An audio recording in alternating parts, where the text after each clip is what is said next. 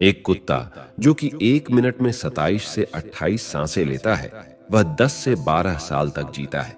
वहीं पर एक इंसान 1 मिनट में 16 से 20 सांस लेता है और वह 80 से 100 साल तक जीता है। लेकिन एक कछुआ जो कि 1 मिनट में सिर्फ 5 से 6 बार सांसें लेता है, वह 500 से 600 सालों तक जीता है। इससे स्पष्ट है कि जिस जीव की सांसों की संख्या जितनी कम होती है, वह उतनी ही लंबी आयु तक जी सकता है। इसी चीज को समझकर हमारे पूर्वजों ने सांसों की संख्या को कम और उसकी गहराई को ज्यादा करने के विज्ञान पर काम करना शुरू कर दिया था, क्योंकि वह समझ गए थे कि इंसान को जीने के लिए साल या महीने नहीं, बल्कि एक निश्चित संख्या में सांसें मिलती है और सांसों के लेने की गति को कम करके उम्र को लंबा किया जा सकता है। लेकिन सांसों के धीमा और लंबा होने की यह गति प्राकृतिक रूप से होनी चाहिए। जब हम सांस लेते हैं तो वायु प्रत्यक्ष रूप से हमें 3-4 स्थानों पर ही महसूस होती है: कंठ, हृदय, फेफड़े और पेट। मस्तिष्क में गई हुई वायु का हमें पता ही नहीं चलता। कान और आंख में गई हुई वायु का भी कम ही पता चलता है। श्वसन तंत्र से भीतर गई वायु अनेकों प्रकार से विभाजित हो जाती है, जो अलग अलग क्षेत्र में जाकर अपना अपना कार्य करके पुनः भिन्न रूप में बाहर निकल आती है। यह सब इतनी जल्दी होता है कि हमें इसका पता ही नहीं चल पाता। यदि हम जोर से गहरी सांस लेते हैं तो तेज प्रवाह के साथ शरीर के अंदर बैक्टीरिया नष्ट होने लगते हैं। कोशिकाओं की रोगों से लड़ने की क्षमता भी बढ़ जाती है। बोन मैरो में नए रक्त का निर्माण होने लगता है। आंतों में जमा मल विसर्जित होने लगता है। मस्तिष्क की जागरूकता लौट आती है, जिससे स्मरण शक्ति दुरुस्त हो जाती है। न्यूरॉन की सक्रियता से सोचने समझने की क्षमता पुनः जिंदा हो जाती है। फेफड़ों में भरी हवा से आत्मविश्वास वापस लौट आता है। आजकल अधिकतर लोगों की सांसें उखड़ी और बिखरी हुई रहती है।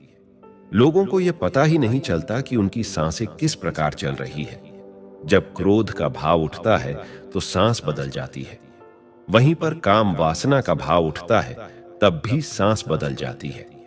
हमारे प्रत्येक भाव और विचार के साथ हमारी सांसें भी बदलती रहती है।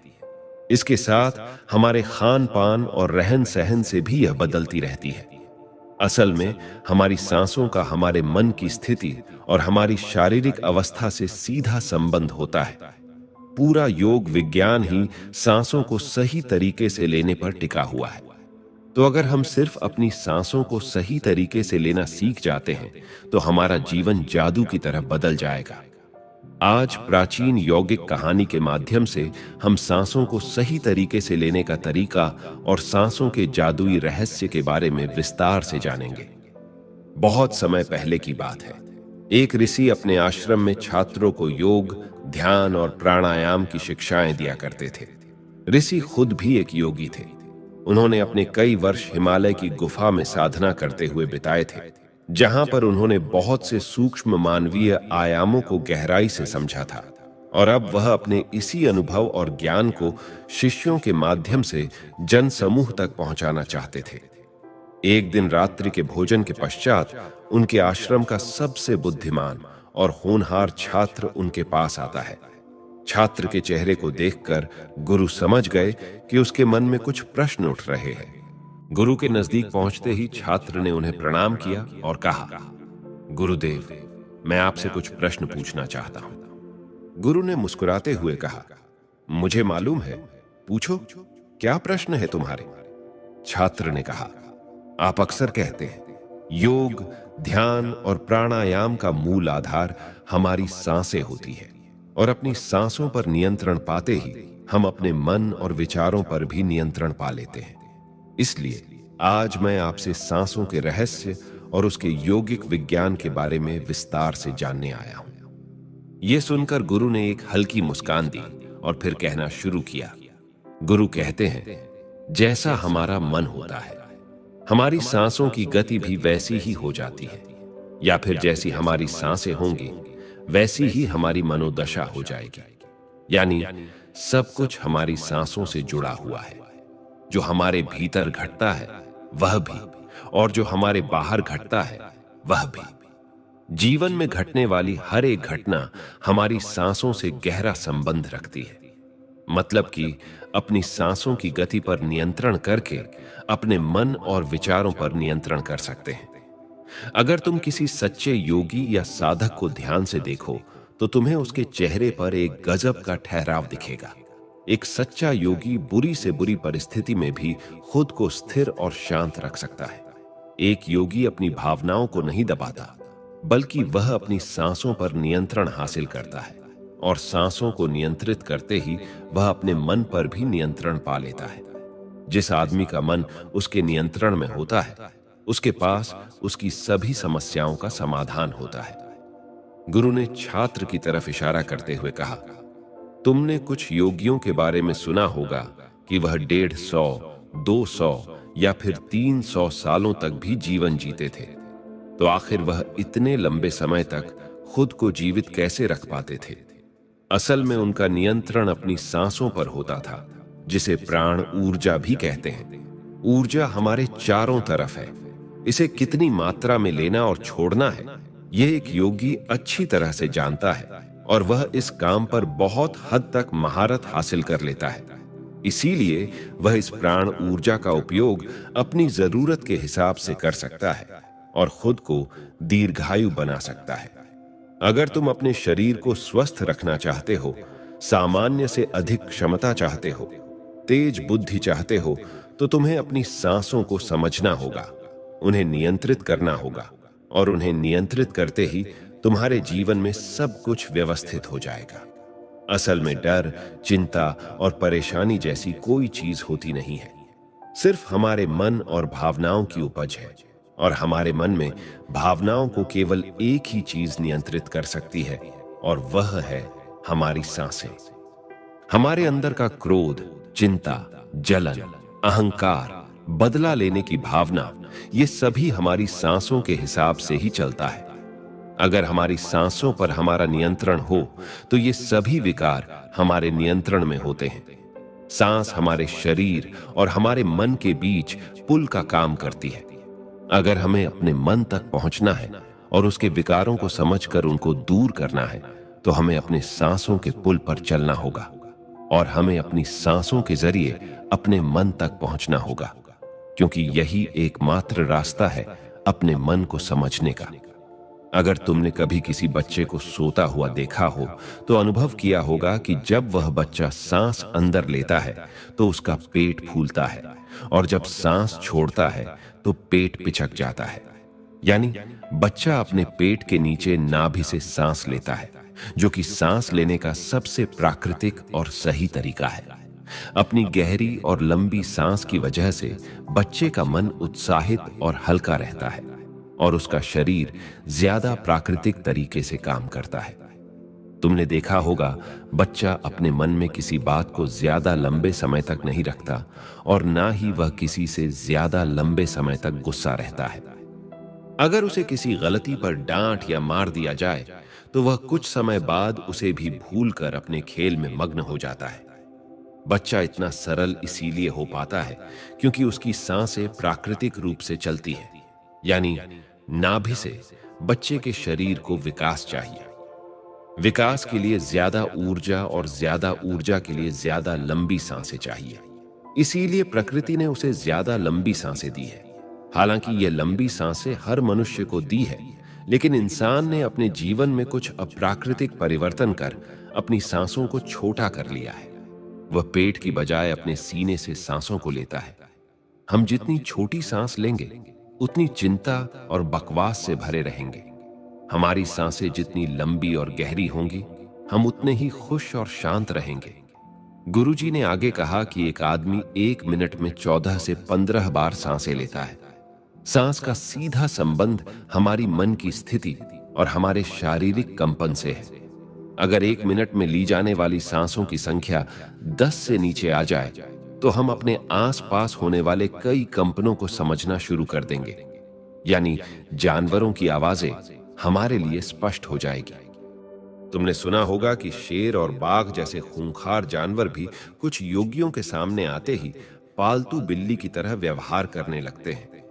ऐसा इसीलिए हो पाता है क्योंकि उन योगियों ने अपनी सांसों की संख्या को कम करके जानवरों की आवाजों, उनकी भावनाओं और कंपनों के साथ एक संवाद स्थापित कर लिया है। अगर 1 मिनट में ली जाने वाली सांसों की संख्या 9 से कम हो जाए, तो पेड़ और वनस्पति जो कार्य कर रहे हैं, वह समझना हमारे लिए आसान हो जाएगा। अगर हमारी सांसें 1 मिनट में 6 से कम हो जाती है, तो बेजान चीजें कैसे काम करती है, यह समझना हमारे लिए आसान हो जाएगा। बेजान चीजों के कंपन और उनसे जुड़ी दुनिया हमारे लिए स्पष्ट हो जाती है। दूसरे शब्दों में कहा जाए तो ब्रह्मांड की प्रकृति समझी जा सकती है, और ऐसी स्थिति पर पहुंचकर ही बहुत से योगी और ऋषि मुनि ब्रह्मांड के रहस्यों और उनमें घटने वाली घटनाओं की भविष्यवाणी कर देते हैं। हमारा शरीर जितना स्थिर होगा, हम उतनी ही कम सांसें लेंगे। अगर हम अपने पूरे शरीर को स्थिरता के एक निश्चित स्तर पर ले जाएं और बहुत तेज सांस न लें, तो हमारा बोध बढ़ता चला जाता है।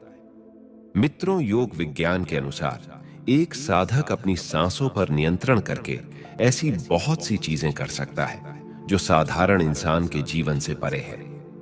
यौगिक परंपरा में तो यह भी कहा जाता है कि अपनी सांसों को घंटों तक रोककर एक आदमी एक नए मानवीय आयामों का अनुभव कर सकता है।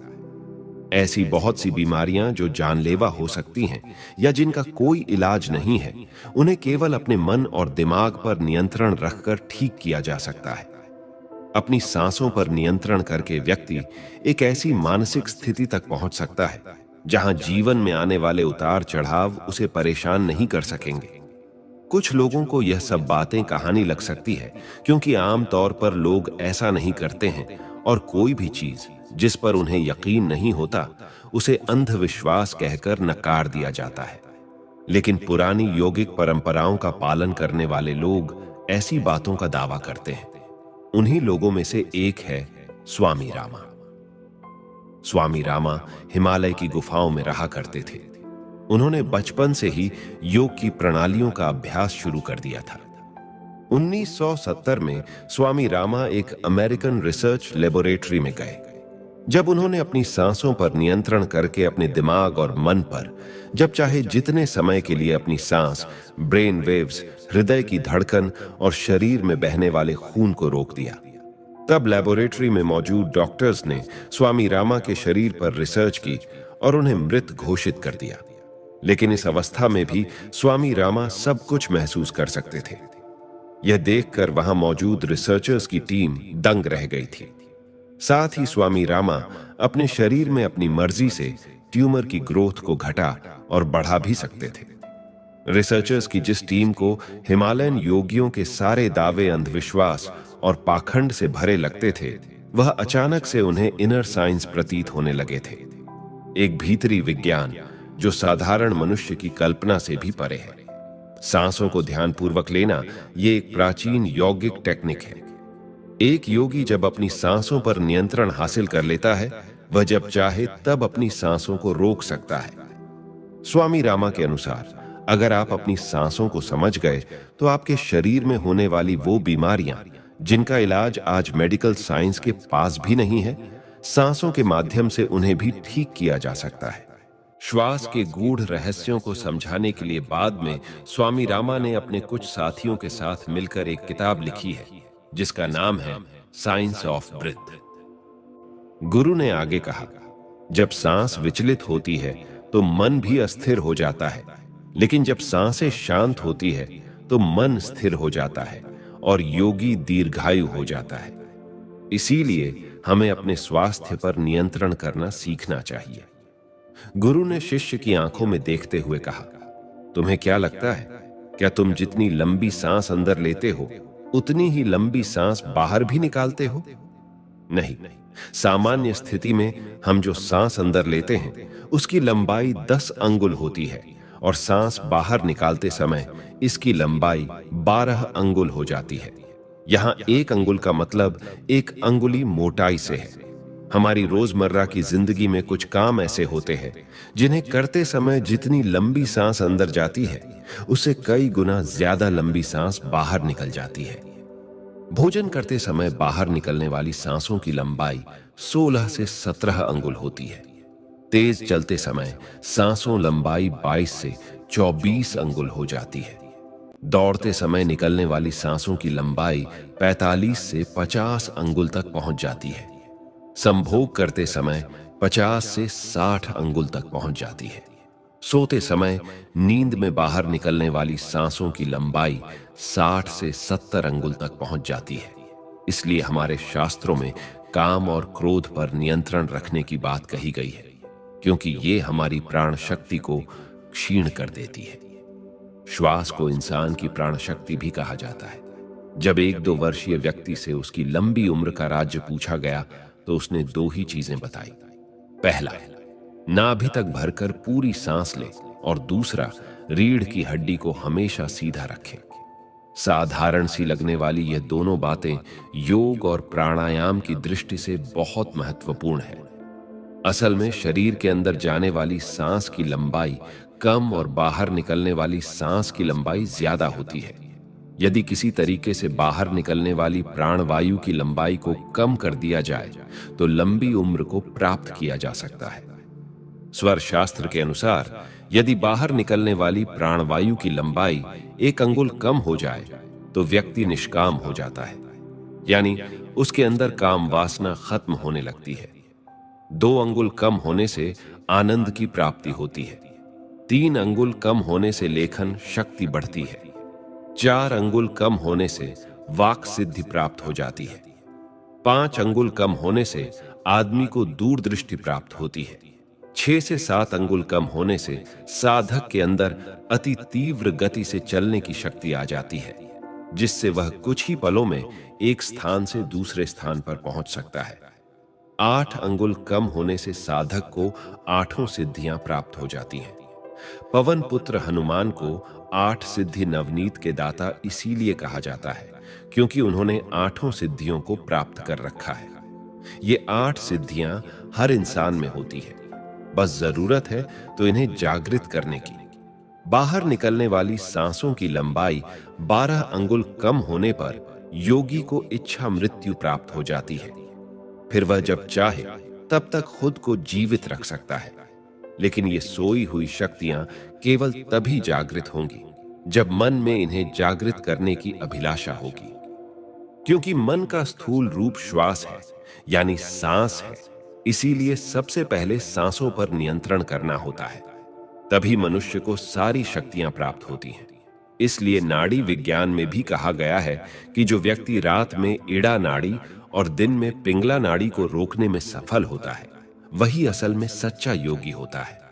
मित्रों, आज का हमारा यह प्रस्तुति यहीं समाप्त होता है।